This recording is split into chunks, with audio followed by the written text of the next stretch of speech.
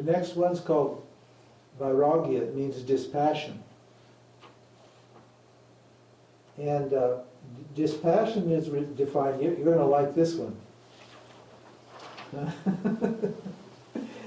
Dispassion is defined as indifference to the fruits of your actions. Uh-oh. Huh? Tell me who's indifferent to getting what they want. Huh? Huh? You know, we're not indifferent to getting what we want, are we? We're very, very, very passionate about it. If it doesn't look like we're going to get what we want, we get upset. We do really care if we get what we want. And whenever anything comes, what do?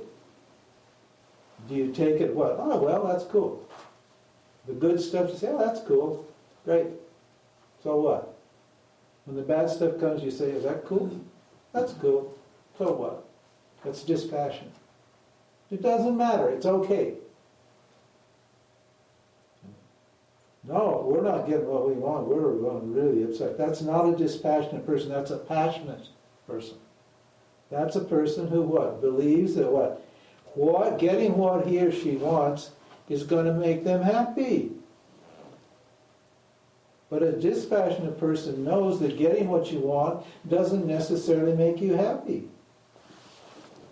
And if it does make you happy, that person knows that that happiness doesn't last. Huh? Because what? It's just coming from some object that changes, or your mind, your relationship to the thing that you wanted changes because you got what you wanted, so you don't want it anymore. Huh? Right? Or if you do, then what? You got to worry about keeping it, like money. That's, So a dispassionate person takes what comes without going up and down. If you have that dispassion, then your mind is going to be what? Peaceful, calm, settled. Because we need this peaceful, calm mind because why? To investigate, you need something as subtle as yourself.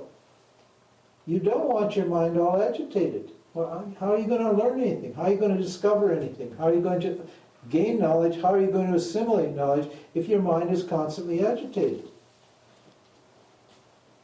It's not going to work.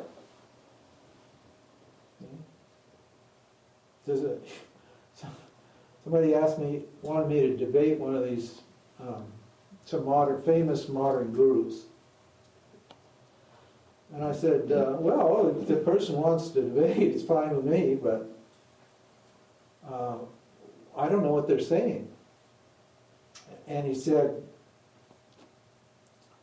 well, I'll get you one of his books.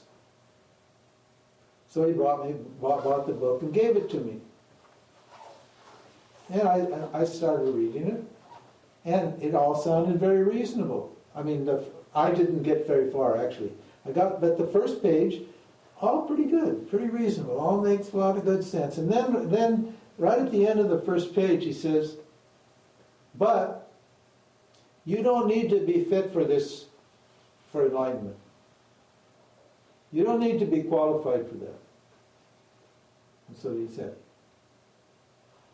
Just absolutely the opposite of what they're saying here. You need to be fit, you need to be qualified. And that's why, there are 400 people going to see him, because he just take anybody in off the street. You just wandering off the street, and you're good to go. And after the satsang, you wander back out on the street, and you're what? You've forgotten it all, basically.